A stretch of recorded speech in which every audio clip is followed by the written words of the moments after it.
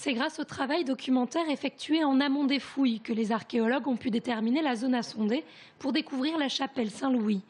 Une chapelle mentionnée dans un livre du XVIIe siècle et qui apparaît également sur un plan du XVIIIe.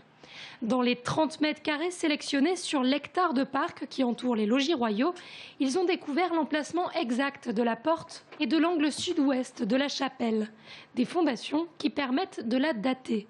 Ici, nous nous trouvons sur le seuil de l'ancienne chapelle Saint-Louis, où on retrouve deux éléments très bien conservés, des pieds droits de la porte, avec des moulures qui rappellent exactement celles qu'on trouve sur les cheminées du logis royal qu'on a à proximité.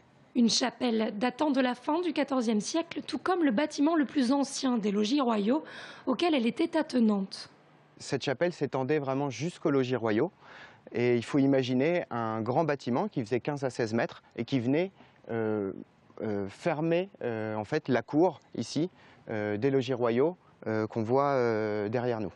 Les fouilles ont aussi permis de découvrir un carrelage très bien conservé, fait de carreaux vernissés disposés en damier avec différents motifs.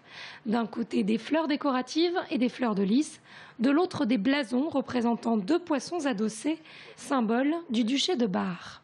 On sait que le seul duc d'Anjou qui a porté à la fois le titre de duc d'Anjou et le titre de duc de Bar est René Ier d'Anjou, qui a vécu dans le courant du XVe siècle.